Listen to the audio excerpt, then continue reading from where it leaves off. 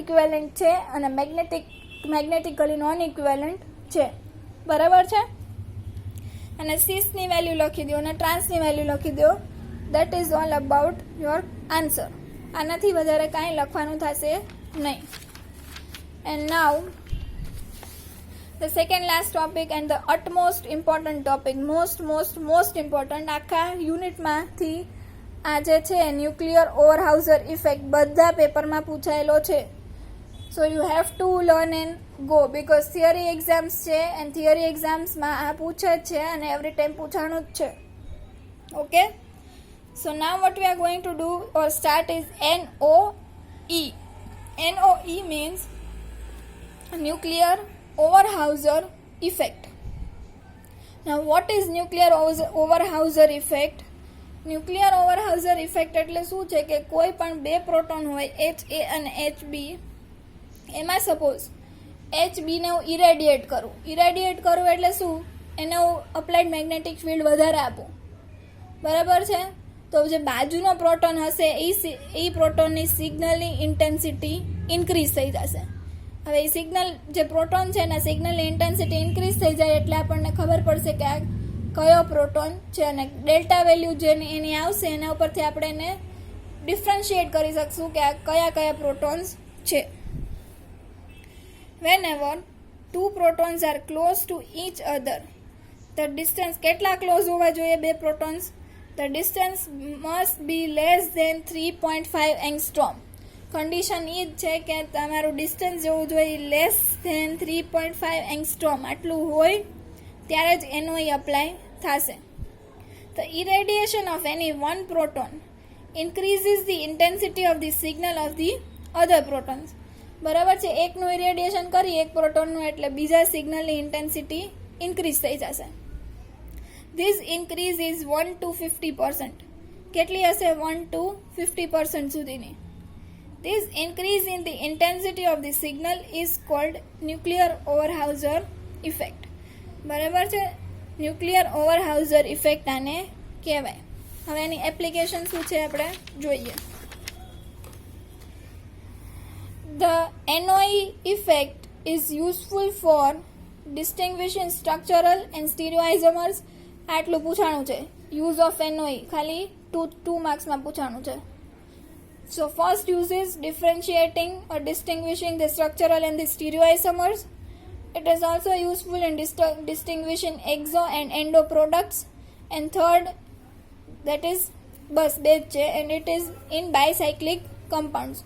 Exo and endo product છે bicyclic compound માં structural અને stereoisomer differentiate કરવામાં આનો use થાય છે. Using NOE one can distinguish the two isomers. હવે આ બે આઇસોમર છે આપણી પાસે, વેનેલિન અને આઇસોવેનેલિન. આ બેનું સ્ટ્રક્ચર યાદ રાખીને જવાનું છે કેમ કે વેનેલિન અને આઇસોવેનેલિનના સ્ટ્રક્ચર તમને આપતા નથી. Okay, so the normal PMR સ્પેક્ટ્રા will not differentiate the above two isomers. આઇસોવેનેલિન છે કે વેનેલિન છે એ તમને નોર્મલ PMR સ્પેક્ટ્રા ડિફરન્શિએટ કરી ન શકે કે આ આઇસોવેનેલિન છે કે વેનેલિન છે. બરાબર છે.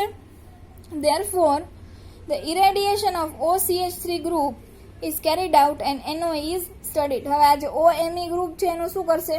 ઇરેડિયેશન કરશે. બરાબર છે. જેવું ઇરેડિયેશન કરશે એટલે HA છે એની વેલ્યુ, એની જે ઇન્ટેન્સિટી હશે એ વધી જશે. ઇન કેસ ઓફ આઇસોવેનેલિન એટલે આની વાત છે. NOE is observed on HA proton and its height is increased. એટલે શું થશે? HA ની હાઇટ છે એ ઇન્ક્રીઝ થઈ જશે.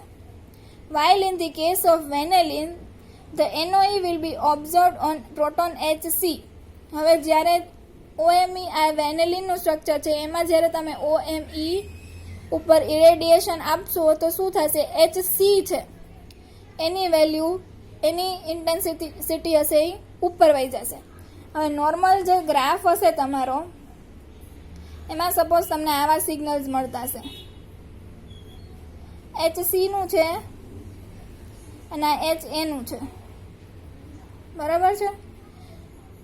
આ HA નું છે. જો તમને ન દેખાતું હોય તો અહીંયા કહી દો. બરાબર છે. હવે તમે આઇસોવેનેલિન કન્સિડર કરો છો. પહેલાં આઇસોવેનેલિનમાં તમે OMe ને ઇરેડિયેટ કરો તો શું થશે?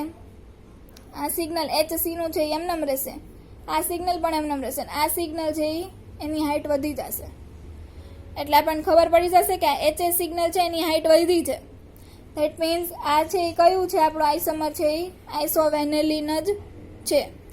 સેમ વેમાં તમે જો OMe છે, વેનેલિનનો OMe છે એને ઇરેડિયેટ કરો તો આ HCની ઇન્ટેન્સિટી વધી જશે, આ ઇન્ટેન્સિટી વધી જશે, આ નોર્મલ રહેશે. તો ખબર પડશે કે આ કયો આઇસોમર છે? વેનેલિન આઇસોમર જ છે. દેટ મીન્સ આપણને સ્ટીરિયો આઇસોમર ડિફરન્શિએટ કરવા હોય તો એનઓઈથી ડિફરન્શિએટ થઈ શકશે. આટલું જ છે આમાં. એનઓઈમાં કંઈ બહુ ડીપમાં તમને નથી પૂછતા, પણ હા યસ એક્ઝામ્પલ્સ ડિફરન્ટ પૂછી શકે છે. જેમ કે સી, આ એક્ઝામ્પલ દેખાય છે, આ પેપરનો એક્ઝામ્પલ છે, બરાબર છે. આમાં પણ OMe જ આપ્યું છે. OMeની સેમ OMeને ઇરેડિયેટ કરવાનું અને બાજુના પ્રોટોન્સ જે હોય એને એની સિગ્નલની ઇન્ટેન્સિટી વધારવાની. સેમ વે જો અહીંયા HA અને HB ના OMe છે, નામ નથી આપ્યું આ સ્ટ્રક્ચરનું, ખાલી સ્ટ્રક્ચર આપી દીધા છે. તો આમાં શું લખશો તમે કે જ્યારે OMe છે એને અમે ઇરેડિયેટ કરી તો આમાં HA સિગ્નલની ઇન્ટેન્સિટી વધે છે. જ્યારે OMe જો બીજા સ્ટ્રક્ચરમાં OMe છે એને ઇરેડિયેટ કરી છે બી સ્ટ્રક્ચરમાં તો કોની ઇન્ટેન્સિટી વધે છે? HBની ઇન્ટેન્સિટી વધે છે. So we can differentiate the two isomers. Thus, the NO in two isomers are observed on two different protons and isomers can be distinguished. There is no restrictions of number of bonds between the protons which may undergo NO interactions. બરાબર, કોઈ number of bonds આપણે જોવાના નથી, કોઈ restriction નથી. But the necessary requirement is that they must be in the close proximity. ભલે ગમે એટલા બોન્ડ્સથી સેપરેટ થયેલા હોય એનો વાંધો નહીં, પણ બાજુમાં હોવા જોઈએ. ડિસ્ટન્સ કેટલું મેં કીધું? 3.5 એંગસ્ટ્રોમ સુધીનું. જો એનાથી વધારે ડિસ્ટન્સ હોય તો આપણે એનઓઈથી ડિસ્ટિંગ્વિશ ન કરી શકીએ. So that is the last or the second last part of the chapter, that is 1H NMR. નેક્સ્ટમાં આપણે શું જોવાનું છે? કેવી રીતના સ્પેક્ટ્રા ડ્રો કરવા અને કેટલું સ્પ્લિટિંગ આવશે એટલું જ બાકી છે. Otherwise the chapter is over. Thank you and have a nice day.